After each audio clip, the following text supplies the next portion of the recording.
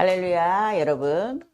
창세기 3장 1절에서 3절을 보면 사단이 뱀을 통하여서 이브를 유혹하는 장면이 나오고 있어요. 모든 짐승 중에 뱀이 가장 간교했더라 라고 말씀하고 계시죠. 뱀도 이렇게 동물인 것을 알았습니다.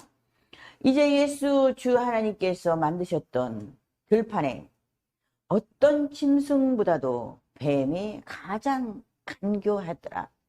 우리도 사람들 중에 가장 간교한 사람들이 너무 많아요. 이간한 사람도 많고 자기가 필요할 때마다 이렇게 간교를 부리는 그런 사람들을 많이 볼 수가 있어요.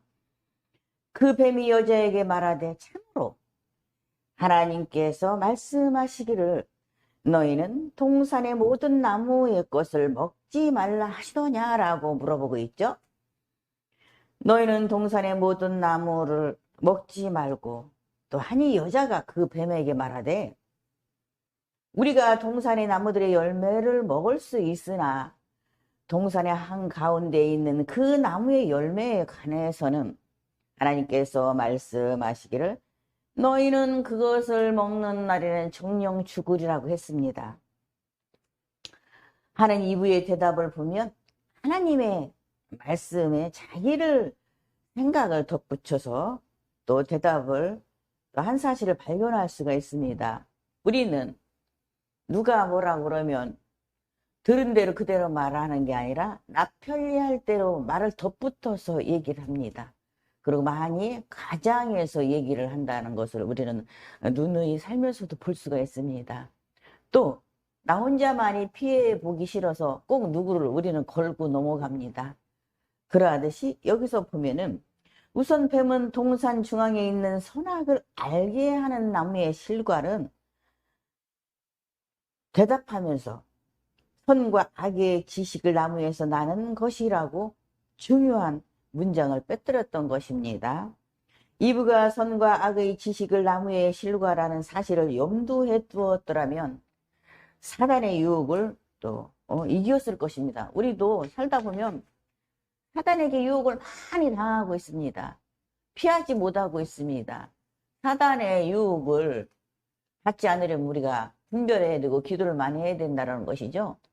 우리는 사단에게 넘어가서 항상 지고 있습니다.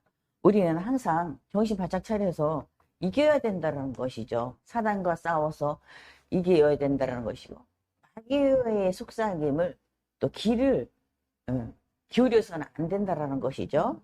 왜냐하면 즉각 그 과일을 먹으면 선과 악을 알게 되고 더불어 반드시 죽으리란 말씀도 생각이 났을 것이기 때문에 그러나 막연히 동산에 있는 나무의 실과라고만 대답했기에 그 과일을 또 먹지 못하게 하신 하나님은 오히려 이상하게 생각되었을 수도 있습니다. 우리는 하지마라는 것을 많이 합니다. 절대로 말하지마 하면 말하고 싶어 한장합니다. 절대로 먹지마 그것은 왜? 그럼 먹고 싶어 합니다. 먹어버립니다. 하지 말라고 하면 우리는 하고 있습니다. 그러하듯이 뱀의 유혹을 받고 있습니다. 또 한 가지 이브의 실수는 아담에게만 선악과를 먹지 말라고 하시면서 내가 먹는 날에는 정령 반드시 죽으리라고 하셨는데 너희는 먹지 말고 만지도 말라고 대답하여서 너라는 개인에게 너희라는 복수로 바꾸어 아담까지 죄에 끌어들여 말씀을 변질시킵니다. 우리는 나 혼자 넘어지는 것이 아니라 누가 같이 넘어집니다. 내가 잘못을 한 거 있으면 누구를 꼭 빗대어서 말해서 같이 죄짓기로 원하며 같이 변명하기로 원하며 나만 그런 게 아니고 누구도 그랬어 라는 그런 행동을 많이 합니다. 우리 삶 속에서 그런 걸 또 많이 볼 수 있다는 것이죠. 이분은 혹 너희가 죽을까 염려함이라 대답을 하면서 꼭 죽지 않을 수도 있을 거라고 가정상으로 대답을 하였던 것입니다. 정령 죽으리라고 말씀하셨는데 사단이 또 이브가 생각할 때도 정령 죽지 않는다겠어. 먹으면 정령 죽지 않으랬어. 그런 유혹을 받고 있습니다. 우리도 수많은 사람들 가운데 유혹을 많이 받고 있어서 실수를 많이 하고 실패를 많이 하는 것을 우리가 볼 수 있는 것이죠. 여기서 이분은 왜 같이 대답을 해서 결국 사단에게 넘어갔는지를 살펴봐야 됩니다. 우선 그는 남편인 아담을 떠나 따로 에덴 동산에서 거느렸던 것이죠. 하나님은 아담에게만 말씀하셨기에 아담 속에는 분명히 확실한 말씀이 있습니다. 그래서 사단이 유혹해서 넘어가지 않을 것이며, 동시에는 이분은 아담과 24시간 함께 있으면서 사단의 유혹을 넘어가지 않았을 것입니다. 그는 혼자 돌아다니며 혼자 있다 보니 말씀이 기억나지 않아서 자신의 생각을 3가지나 첨부시켜서 거짓말을 하고 결국은 유혹에 넘어가 또 버렸던 것입니다. 대부분이 그렇습니다. 생활 속에서 남편은 아내의 말을 많이 수긍을 합니다. 많이 들어줍니다. 좋은 일이 있을 때 들어줄 때는 괜찮지만 정말 아내의 말이 타당하지 않는데도 아내가 억지로 우겼을 때 또 들어줍니다. 한 번쯤이야 하고. 그러나 실패하는 경우를 너무 많이 우리가 볼 수 있다는 것이죠. 현실에서요. 우리는 여기서 중요한 교훈을 얻을 수 있는데, 예수 그리스도를 떠나 있으면 하나님의 말씀이 희미하여 자신들의 생각이 앞에서 말씀을 변질시키고 말씀이 기억에서 사라지게 되면 죄를 범하고 사단에게 넘어갈 수 있다는 것이죠. 우리 생활 속에서도 말씀은 늘 읽어야 되고 말씀을 들어야 되고 봐야 되고 늘 기도해야 되고 늘 찬양 속에서 말씀 속에서 살아야 우리가 사단에게 유혹당하지 않는다는 것이죠. 넘어가지 않는다는 것이죠. 기도와 말씀이, 찬양이 생활이 돼야 된다는 것이죠. 오직 예수만이, 오직 주님만이 나의 생명이라는 것을 우리는 알아야 된다는 것이죠. 우리는 때로는 내가 좋아하면서도 다 주님 때문에 했다고. 내가 좋아하는 걸 하면서도 다 주님이 기뻐하실 거야. 주님이 내 생각대로 하면서도 주님께서 그렇게 하라고 했어 라를 많이 하는데요. 우리는 정확하게 가야 된다는 것이 오직 예수님만이 우리의 구원자인 것을 알아야 된다는 것이죠.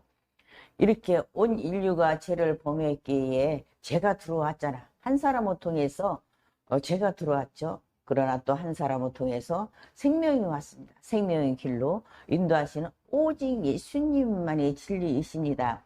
우리는 세상에 살면서 많은 사람들의 유혹을 받고 있습니다. 그러나 우리는 정신을 차리고 분별을 해야 된다는 것이죠. 사단에게서 넘어갈 수 있지만 에녹처럼 예수님과 24시간 동안 예수님의 말씀이 성령으로 생각나게 되어 승리할 수가 있다는 사실입니다. 우리는 말씀을 늘 묵상하고 기도하고 찬양해야 된다는 것이죠. 그리고 분별해야 된다는 것이죠. 어지러운 세상에 살고 있습니다. 사람이 살 수 없을 정도로 어지럽습니다. 마음을 혼돈하게 하고 사람을 괴롭히고 힘들게 하는 이 세상에 우리는 살고 있기 때문에 오직 예수님만이 진리인 것을 깨달으면서 세상에 사단의 유혹에 빠지지 않아야 된답니다. 우리는 세상에 살면서 유혹에 많이 빠지기 때문에 죄를 많이 짓습니다. 실수를 많이 합니다. 실패를 많이 한다라는 것이죠. 그래서 사는 것이 참 고통스럽고 고난이라는 것이죠. 고난이 왔을 때는 나를 통해서 내가 잘못해서 고난이 왔을 때 그건 고난이 아닙니다. 고생입니다. 주님을 위해서 우리가 주님을 위해서 핍박당하고 주님을 위해서 고난을 받다가 고난이란 말이 거기에 적용되는 것이죠. 주님께서 요한복음 15장 5절에 나를 떠나서는 너희가 아무것도 할 수 없음이라고 말씀하시죠. 때문에 이브가 아담의 보호 아래 행동하였다면 뱀의 유혹을 이겼을 것인데 유혹에 넘어간 이유는 아담과 함께 있지 않았기 때문이라는 것이죠. 오늘날 예수님과 함께 동행하고 함께 있어야 된다는 것이죠. 우리는 주님을 떠나서는 살 수 없다는 것이죠. 주님을 떠나면 사단의 유혹을 받게 됐다는 것이죠. 사단의 유혹을 받으면 우리는 사망입니다. 사단에게 넘어가면 안 된다는 것이죠. 항상 사단과 싸워서 마귀와 싸워서 이겨야 된다는 것이죠. 오늘도 예수 그리스도를 떠난 인생의 사탄은 유혹의 대상이 되고 있지만 예수님과 함께 있으면 그분과 더불어 천국으로 가게 될 것입니다. 오직 예수. 제가 그동안에 작곡 작사를 참 많이 했습니다. 오직 주님만이 나의 구원자이신 것을, 오직 주님만이 나의 생명인 것을, 생명의 길인 것을 이렇게 제가 작사 작곡을 많이 했습니다. 듣는 사람마다 오로지 찬양 한 구절에도 우리 예수님을 위한 것이어야 됩니다. 그러더니 작사 작곡한 거하고 그냥 종교인들이 작사 작곡한 것이 너무 틀린다라는 것이죠. 정말로 진정 그리스인이라면, 정말 예수님을 만난 사람이 작사 작곡한 것은 너무나 달라요. 오직 주님만을 위한 것입니다. 그러나 종교인이 작사 작곡했을 때는 뭔가 많이 달라요. 예수님하고 동떨어져 있는 것도 예수님 위한 것이지만은 많이 동떨어져 있는 것이 너무 많다라는 것이죠. 잘못된 부분도 너무 많다라는 것이죠. 예수님은 내 안에 계신데 나의 등 뒤에서 나를 도우신, 이 찬양도 잘못됐다라는 것이죠. 우리 주님은 내 안에 계시는데 주님이 내 등 뒤에 있다고 그렇게 말하시잖아요. 그리고 우리는 십자가를 바라보면 안 된다라는 것이죠. 십자가는 저주의 십자가입니다. 그렇기 때문에 십자가를 지신 예수님을 바라봐야 된다는 것이죠. 오직 예수님을 바라봐야지 우리는 그 고통에 십자가에 못 박혀서 돌아가신 그 십자가를 바라보면 안 된다는 것이죠. 얼마나 저주의 십자가인데 우리는 십자가를 바라보세요. 아직도 외치고 있으면 되지 않는다는 것이죠. 십자가를 지신 예수님을 바라봅니다. 오직 나의 구원자는 예수님입니다. 라고 이렇게 외쳐야죠. 찬양할 때도 그래야죠. 오직 주님만의 나의 구원자이십니다. 주님만을 바라봅니다 해야지. 십자가를 바라봅니다 하는 건 잘못된 것이라는 것이죠. 우리가 똑바로 알고 십자가를 바라봐야 된다는 것이죠. 그 아무 의미 없는 우리 주님께서 고통당하신, 고난당하신, 십자가에 못 박혀서 좀 돌아가신 그 십자가를 바라보면 절대 안 된다는 것이죠. 그리고 우리는 십자가를 질 수 없다는 것이죠. 예수님만 십자가를 질 수 있지 우리는 십자가 질 수가 없는데 왜 사람들은 그렇게 말합니다. 십자가를 져야 돼. 십자가를 내가 어떻게 줘? 나는 아무것도 할 수 없다라는 것이죠. 여러분은 아무것도 할 수 없다라는 것이죠. 우리 주님께서 모든 걸 다 하시지 우리는 티끌 하나도 이곳에서 저곳으로 옮길 수 없다라는 것이죠. 우리는 너무 성경에서 어긋나는 말씀들을 많이 하고 있습니다. 여러분 십자가를 바라보면 안 됩니다. 주님만 바라봐야 된다는 것이죠. 지금은 복음 시대입니다. 십자가를 바라보면 안 된다는 것이죠. 복음 시대입니다. 예수님만 바라봐야 된다는 것이죠. 우리는 바로 알고 설교도 해야 되고 바로 알고 찬양을 부르셔야 됩니다. 그리고 바로 알고 우리가 작사 작곡을 해야 된다는 것이죠. 그것도 막 함부로 하면 되지 않는다는 것이죠. 우리는 아직도 용서를 비는 찬양을 좋아하는데요. 주님이 용서하소서 나의 죄를 용서하소서 찬양을 부르는데요. 요한복음 1장 29장 이미 용서를 하셨어요. 죄를 다 지고 가셨어요. 미래까지 다 지고 가시는데 아직도 나의 죄를 용서하셔서 하고 찬양을 하면 주님하고 상관없는 거를 한다라는 것이죠. 우리 주님은 우리의 죄를 다 짊어지셨습니다. 미래 죄까지 다 지셨어요. 그래서 우리는 더 이상 죄인이 아니에요. 우리가 이제 그날 일어난 건 고백하면 됩니다. 돌이키면 됩니다. 고백합니다, 주님. 응? 그러고 상대에게 누누이 얘기하는 거예요. 상대에게 싸워서 안 좋은 일이 생겼어. 그러면 둘이 사과하는 거지. 그걸 주님에게 상관없는 사람 얘기를 할 필요 없다는 것이죠. 상관없는 사람을 뭐 용서해 주세요. 무엇을 나의 죄를 뭐 용서해 주세요. 내가 어떻게 잘못해 용서 그게 아니라는 것이죠. 친구에게 부는 거예요. 비는 거죠.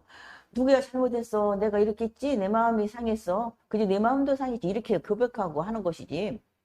우리가 나의 죄를 용서해 주세요 하고 아직도 주님께 기도한다면 잘못된다라는 것이죠. 나하고 상관하고 주님하고 상관이 없다라는 것이죠. 나는 이미 너희를 자유케 하고 수고하고 무거운 짐들을 다 내려오라고 했는데 우리는 너무 무거운 짐을 지고 있어요. 교회 가면 권사, 집사, 전도사 다 무거운 짐을 다 지고 있어요. 실학에는 짐을 더 많이 지고 있잖아요. 할 말이 너무 많아요. 이제 차차 하겠지만요. 주여 영생의 말씀이 여기 계시네. 우리가 누구로 가오릴까? 우리가 예수님에게로 가야 된다는 것이죠. 고백했던 베드로처럼 오늘도 여러분은 말씀과 동행하시고 날마다 사단을 물리치시고 유혹을 뿌리치시고 여러분 승리하시기를 간절히 부탁드립니다. 감사드립니다.